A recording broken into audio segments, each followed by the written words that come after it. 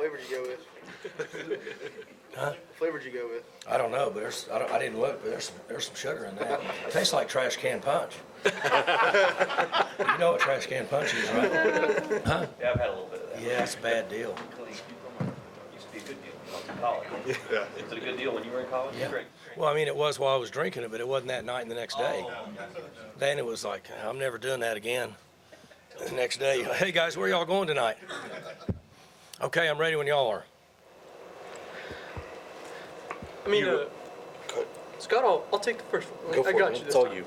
Nick Martin and Connor Oliver, they lead you guys in sacks from the linebacker position. Is that a consequence you guys kind of expected moving to the 3-3-5? There's more contribution in that area from second level guys than would be in a traditional even front team. As you know, we play probably 20% of the time in an even front with Colin. You know that, right? You watch us do it. So he contributes quite a bit more there. But when we're in an odd front, Nick obviously fires a lot in passing situations. He gets to the quarterback quick when he decides to go. Mm-hmm. Is that, speed or like just commitment? What do you see when he does Well, that? I think there's an art to learning when to go in this defense. He obviously is really fast and he's good at it. And he's gotten better as the season's gone on, just getting the feel of when to attack. Because you don't want to attack in the wrong gap and the quarterback go the other way, which can happen. So he has to wait until the last second until he has a feel for where he can attack the best and not lose the quarterback. Is that one of the best explosive plays in this defense is the delayed blitz? Because a lot of these sacks are off delayed Right. blitzes. Yeah, that's one of the advantages of it. You get a fourth rusher. Now, he doesn't get there as fast because he's not on the line, but he can go where he wants based on his vision. Mike, how much did having a guy like Jake right back on Saturday open up options for you guys offensively? Well, it helps. One, it gives us depth so we can practice better during the week. The difficult aspect of having multiple injuries at one position is during the week you can't practice very much because guys can only go so many reps, and so you really lack in your practice opportunities. And having guys back gives us a chance to practice better during the week, what gives us a better chance to play better on Saturday. And he started to feel pretty good. I didn't know how much we would be able to play him. When you're out for 4 or 5 weeks and you get back in, human nature is a little tentative, but he gives us another dimension. He can go up and get the ball. He's long and rangy and can jump. So it's nice to have him back on the team. Along the same lines, when you looked at the video, did you think this was one of the better games for the offensive line as a whole? I thought they covered guys up and played pretty well. Houston was all over the place with 3 down, 4 down. They were in sellout, stop-run defense, edge pressure, middle pressure, safety pressure.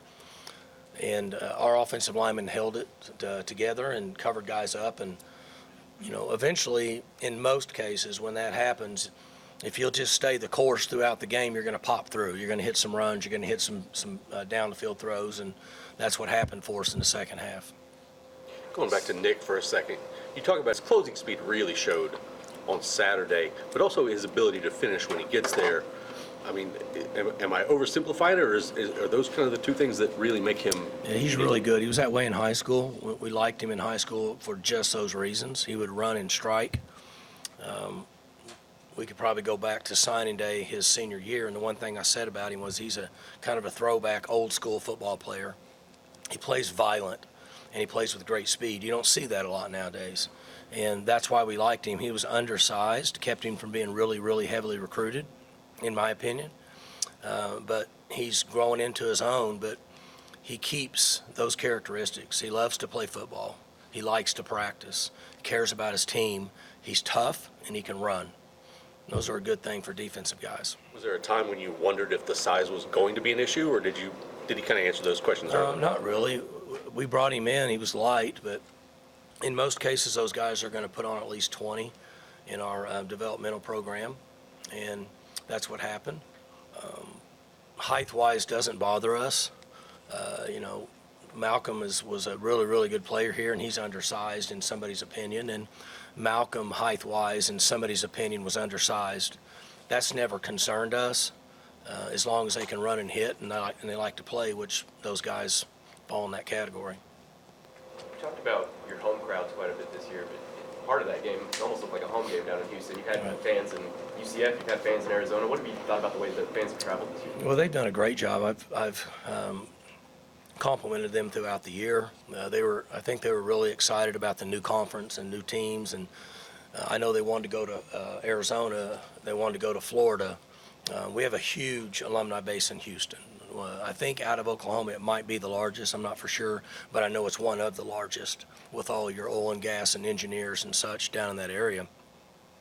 And I thought we had more fans there than the other team, which is a compliment to our people and certainly helps us. Our crowd supported the team. The guys felt it, I'm sure, and contributes to, a better season for us.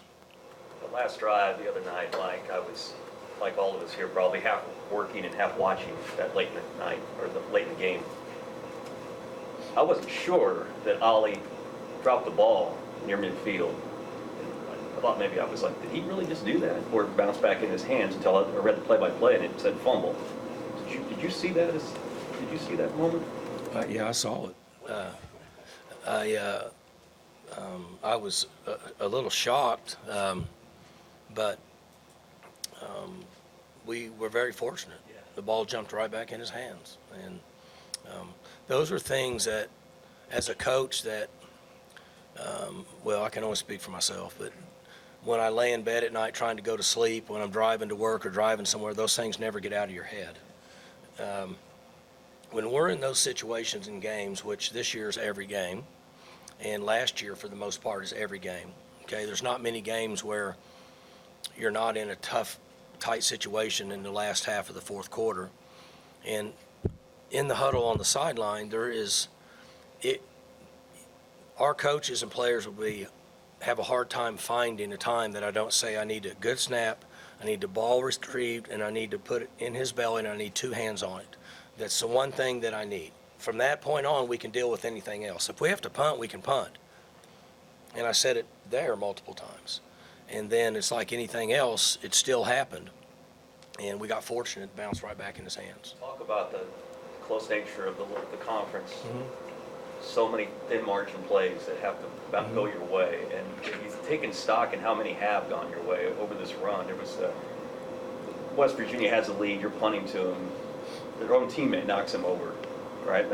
You recover their fumble. Yeah, threw him into him on purpose, yeah. Change sort of tilt of the game for you.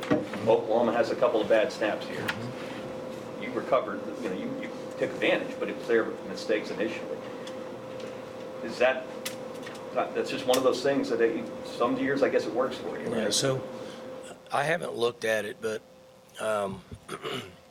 when the scores, when I'm watching games at night, on the way home on the airplane, the scores come across the bottom of the screen and you see who won and what their record is. And so I was thinking, flying home, if you took the teams that are at the top of our league and gave them one more loss and took the teams that are in that middle bunch and gave them one more win, you would almost flip spots.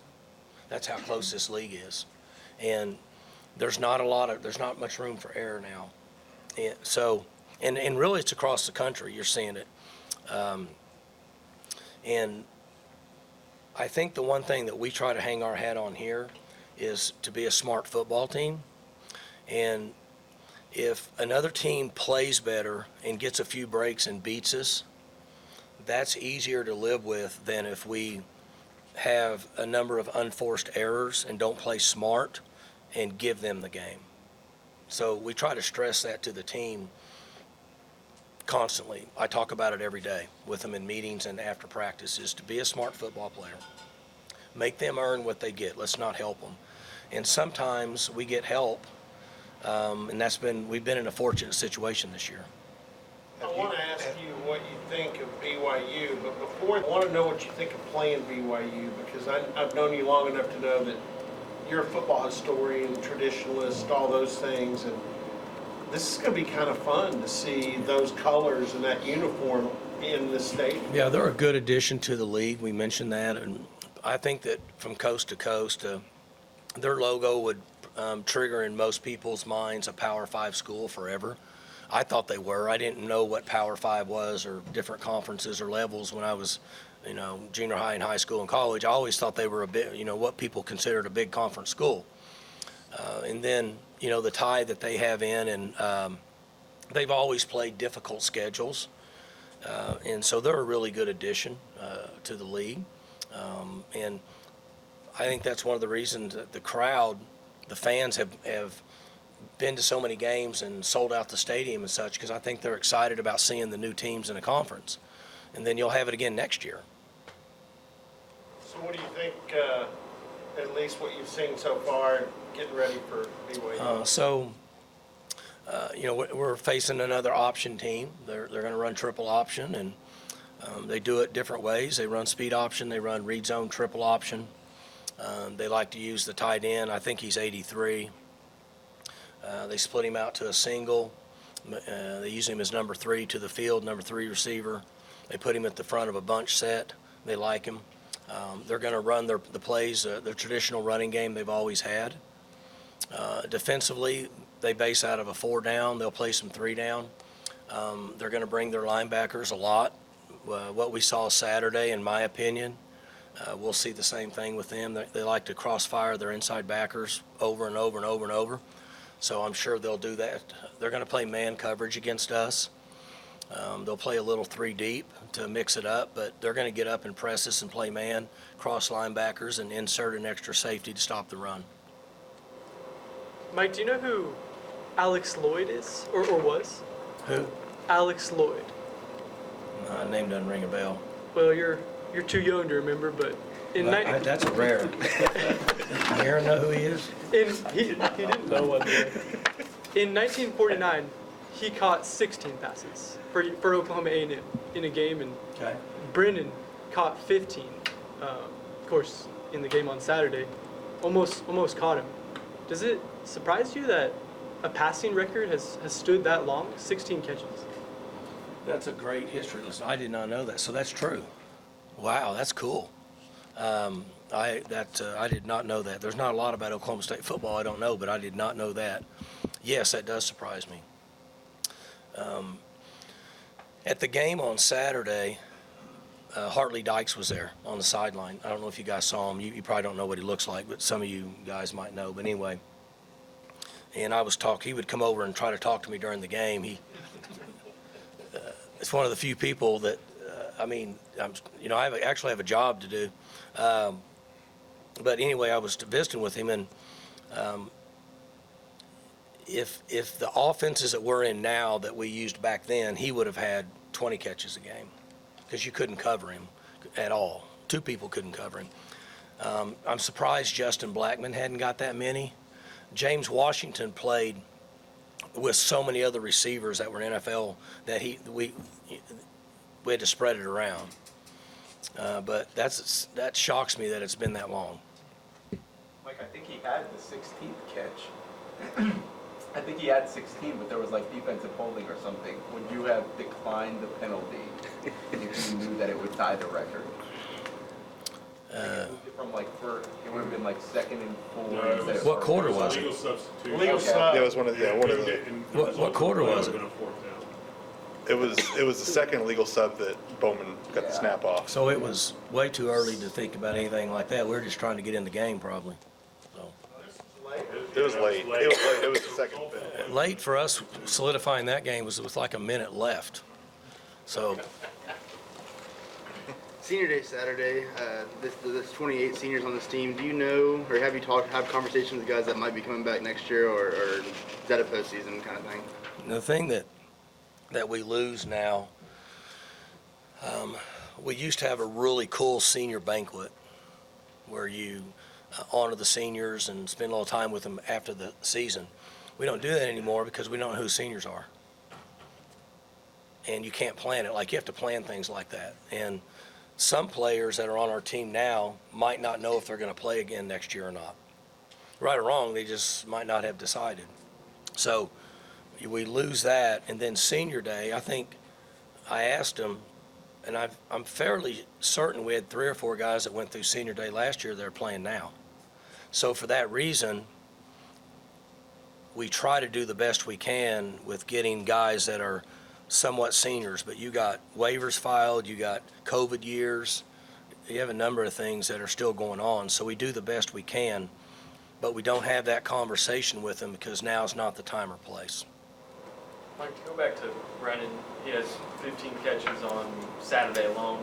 He had 15 in the first 4 games combined. Is there anything you guys have done that's allowed him to be more open, become a more consistent target in the passing game? Well, we block better and run the football, and that allowed us to be a balanced team.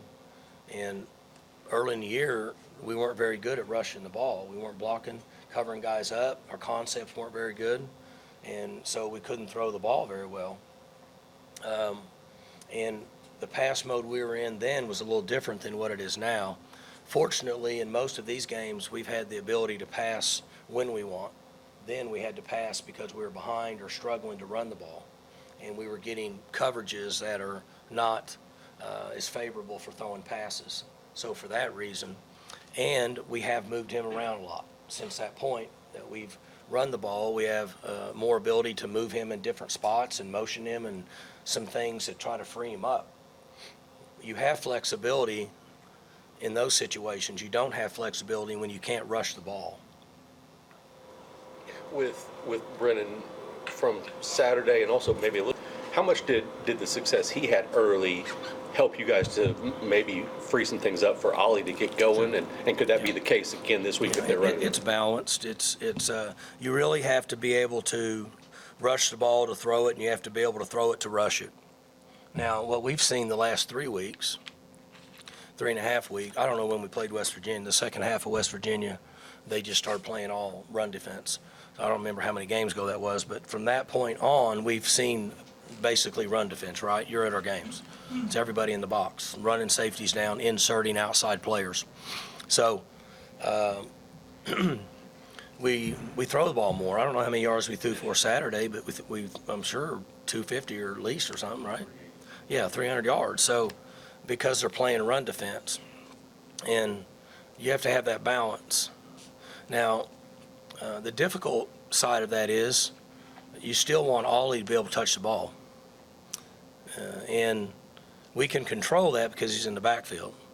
As I've said before, it's difficult to control getting the ball to a guy on the perimeter. But it's also a decision we have to make that if they're inserting and running linebackers through and all the different things we've seen the last month, if we want to continue to bang our head against a wall rushing the ball. You know, it's kind of a two-way street. I think Bray had like 15 snaps. Is that kind of the plan to work him back slowly, or could he be more available? I don't know that there was a plan, numbers-wise. I knew that we wanted to get him out there, get him going. He looked fairly good in practice last week. He didn't look like himself, but that's a normal progression in my opinion. It worked out. I didn't know how many snaps he got. I knew it wasn't more than 30. And I think that's probably about where he should have been. And I feel good about him being up and running pretty good this week. So we have a little depth now. You know, we've got 17 out there, and we've got Bray out there. And then you got Presley, and then I think 8's coming back. Somebody told me that this morning. So if he's practicing, that gives us a couple slots that we've had. And then out on the perimeter, you got 10. And then the freshman Hurd is out there with him. He's finally gotten back. He hadn't practiced since August, and he's been back, came back last week. So we'll let him play a little bit. Cabby's playing some too. Cabby's rotating in. So we finally have some depth. I mean, it was hard to practice for about 3 weeks out there. Must be nice. Well, it's the way it's supposed to be, but it was difficult for about 3 weeks. We didn't have many guys to practice with. Is it nerve-wracking when you go on the road? You got, I think, 7 receivers, 3 running backs, and I think 3 true freshmen that haven't really played all that much? Pretty much everything I do is nerve-wracking. Unfortunately, but I like what I do for now. You know, I guess most coaches probably feel like me. When you have your somewhat full stable, we know we're going to have injuries, but over the last 2 or 3 years, we've had big hits in certain spots that makes it difficult. So now I'm put in a situation of how much do we practice, what's the risk of getting another guy injured, and not losing the physicalness of practicing the right way, because there is no substitute for long, hard practices, period, none. But sometimes you can't do that based on where you're at. Do you have to start protecting Ollie a little bit more throughout the week at this point? Just let him go. Ollie needs to practice hard. He needs to be in practice, needs to get banged around, and he needs to practice hard. The guys that I've been around that were at that position all the way up through my coaching career that played for a long time, practiced hard all the time at that position. And the reason why is because you take a lot of hits and stuff in games, and if you protect a guy where he doesn't get banged around any in practice, then he's susceptible in a game. So he needs to practice hard. Have you noticed any sense of or more fight in this team versus last year's team as the season's gone on? More fight? More fight and like coming back. Well, we went through a tough stretch last year when we got waxed in a couple games, and then we had a few major injuries. And like I said, it's to no fault of Spencer's, but we went a month and played games and our quarterback never practiced. It's not a good situation for anybody. And so when we went through that, the team had a hard time staying together, and this team hadn't had that issue. So, and to a certain extent, it's to no blame of the guys that were here last year. Unfortunately, as I've said this to you, in August, I don't have any idea what the chemistry is going to be of the football team coming up. I'll know that in about October. And if I knew how to make it good all the time and right every year, I would do it. But I don't think anybody across the country knows that. I know I read some stuff that Coach Saban had a couple quotes from him a while back, last week or something, and I saw where he was very complimentary of this team this year. And he said that these guys are really fun to coach because of those reasons. And he's exactly right. Sometimes the fans and the public and you guys lose perspective that it may not be the funnest time to coach a team that's winning double-digit games if they don't really come together and they don't have a good relationship. Sometimes we've coached teams that may have only won 7 or 8 games, but they're fun to coach. The players like each other, and we have good relations. It's fun to be out there. You know, it's kind of like the old, just because you have a family, you have a lot of money, doesn't mean you're happy. That doesn't bring happiness. Happiness is the other side of it. It's the same thing with coaching. These guys are fun to coach. I don't have to do many off the field things with them this year. Does it make it easier to have that chemistry, have that togetherness when you're also winning, when you're also in a position to play for a championship? Yeah, winning cures a lot. Playing college football, I'm going to guess everywhere else is the same as here. It's extremely difficult. There's a lot of wear and tear on your body. You're hurt most of the time during your career. It's a long, grueling June and July, and then the season. And so when you are put in a situation like that, and anything we do in life, and you don't get some type of reward, then it can be extremely difficult. So, if we were sitting here, I don't know, what are we now, 8-3? If we were sitting here at 5-6, would these guys' attitude be as good as it is now? I would say there's a chance, because so far they've shown me that. Like, they had a chance to crumble in Florida, and they didn't. But I think if you're 8-3, it gives you a better chance of that not happening. Of course, this kind of ties into that a little bit. I want to ask about the defensive culture. Has Nardo had enough time to establish a culture? And if he has, I think the players really, really like him. One of the things that he does is he has a, really calm, kind of a magnetic personality. He's a very humble, down-to-earth person, and I think the players like that. He goes out of his way to acknowledge them all the time and develop relationships with them. Like, he's the opposite of me. Like, I don't have any friends. Not very many people like me. But I don't go out of my way because that's just not who I am. I work, I do my job, and I go home. And he's got that relationship with these guys, in my opinion. That would be something good you could ask him postseason, ask some of the players, but I think that's the answer you'll get, just from me standing back and watching. In bigger picture than just Nardo with this year, I mean, you think 2021, the defensive success, but like it's been quietly kind of pretty good defense here at Oklahoma State. That's a pretty good definition of it. Yeah. What's the culture of Oklahoma State defense now? Well, it's going to change every year. None of us were you here in 21. None of us could have predicted the 21 year, right? Nobody could have predicted that. That group just came together.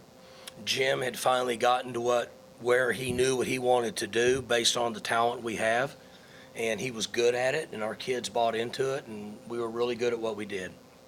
And we lived with sacks. That's what we lived with. Every year it'll be a little different, okay? We have a base culture and parameters for what I want from a defense, an offense, and special teams. Like, for lack of a better term, the commandments, basically. You can do what you want, how you want. This is what I want done. You can get there however you want to get there. Same thing on defense, same thing on special teams. So it's going to change a little bit, but this is the basic things that I want accomplished in our program in these 3 phases. And so Brian is just now adapting to it, and the defense has played pretty good. There's times that we will all want them to play better, and we drop coverage and stuff, and they're doing a better job of that. But overall, in a league that's like this, they've played pretty good. Going back to Brendan, you guys have started using this motion where he starts in the slot and essentially runs behind the guy on the outside, gets a running start at things. How beneficial can that be for those speedy guys to essentially get running starts on their routes? Well, there's a couple things that gives you. One is most defenses are going to base their alignment on what is the strength of the offense.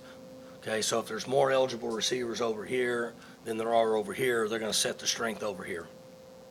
Unless the defense says, I want to set the strength to the field and not to the boundary. That's why you see teams put a whole bunch of people in the boundary. That's because they may be a field strength team. Now you put your strength in the boundary, so now defensively they got to make a decision. Do I want to set the strength here, or do I want to set the strength there? And it can be complicated for a defense, okay? So when he moves around a lot, it changes the strength of the offense. So if we're in a 2-by-2 and he goes over there, obviously now it's a 3-by-1, the strength is over here. So offenses, particularly, and I'll get back to that, but the thing that's interesting in this league is now evolving as an unbalanced, goofy, funky formation league, right? We're not into it as much as KU's doing a great job with it, Iowa State's doing a good job with it, Kansas State's doing a good job with it, Cincinnati, they're doing all these funky formations, unbalanced sets, okay? And that's the way the game's evolving in this league. And what'll happen is it'll spread across the country in a couple years, just like RPOs started here and then went across the country. But my point is when he moves around, we can control the strength of the defense most of the time. And he's somewhat of a moving target. So, like in this last game, Houston was setting their calls based on where he was at in this game. Like if he went over here, they were calling right. If 80 went over here, they were calling left. For some reason. Now, I don't know the integral part of their defense. I just know that they were setting something based on him. So moving him around keeps him from just sitting there and letting people zero in on him. And then it also allows him to stay on the run. And when he's moving around, he's kind of hard to control. So we've been very fortunate. We've given him the ball multiple times this year, and there was nowhere for him to go, and he'd make 2 people miss and get 8 yards. So that's the reason, some of the reasons why we move him around. Have you had a receiver go in that much motion before? No, we were a turbo team and an RPO team. And in a turbo team and an RPO team, you don't move people around a lot because you confuse the quarterback. That's what I'm saying. It's interesting with what's going on now in this league with the new formations, that the trend's starting to move that way now in this league. It's pretty interesting. You've mentioned the conference could flip easily, standings. Have you tried to wrap your head around these tiebreaker scenarios or anything at all? No, I haven't even looked at it. And sometimes Sean will be nice and ask me if I need to know. I don't really care. The only thing I can control is us getting ready to play in this game. Beyond that point, I don't have anything to do with it. Nathan Latu is not a guy that we ask about a lot, but Who? he's Nathan Latu. Seems like he has really just kind of settled into just a really kind of reliable type of role over his time here. Yeah, I just saw him in the weight room and told him he's done a really good job being a leader in the last month, and he was really good down there in Houston. Nate is a very passionate young man and likes to be successful all the time. Very prideful. And that's not the way life works. We all want to be that way, but we don't have that luxury. And he, in my opinion, he's now overcome that and realizes that as long as his attitude's good, he continues to do what we ask him to do, correct his mistakes and play hard, that he's going to help us and help himself in the future. And he's really done well the last month, and particularly the last couple weeks. And he was a good leader in Houston. Like early in the game, we had some things that we needed to fix up front, and our coaches were fixing them. And then I saw him when they walked off. He said, "Coach, I got it. I'll get him coached up." And he went over and he was like coaching the younger kids. He's never done that before. So it took a little while, but our culture and our organization has finally instilled in him how to do things right. What are you, what are you most thankful for this year in the spirit of the week? You talking about football? Anything. Oh, anything? It can be football. Well, you know, as you get older, the one thing for me is your health. People talk about it, but because when I was growing up, somebody would say, "Well, I'm thankful for my health." I'm like, "What's your health for?"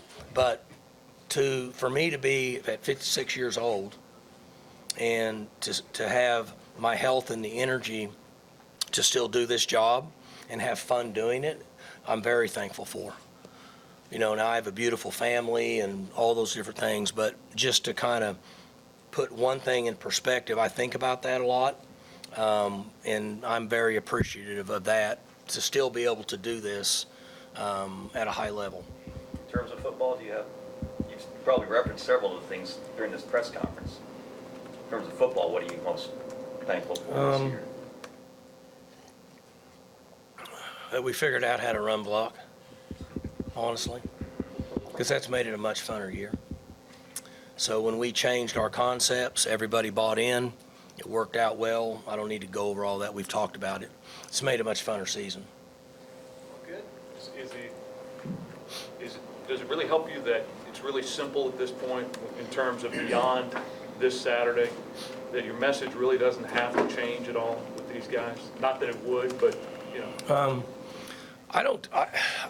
The message that I give them, we'll meet today, later, is that over the last 8 weeks that they bought into the process to get to Saturday. And in my opinion, the challenge as a coach now is to get them to understand the importance of just today's meetings, today's walkthroughs, because of all the other things going on in their life with phones and social media and outside attention.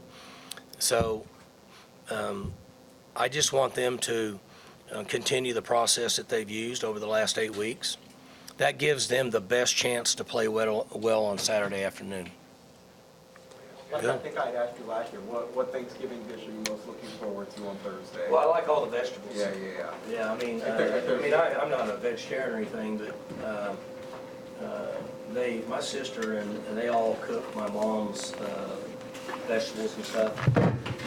Green bean casserole, sweet potato casserole, all different kinds of potatoes. You a dessert guy? Oh, I eat all the desserts too. Yeah, I'll eat anything. But all the vegetables, asparagus, all that stuff, I'm all for that.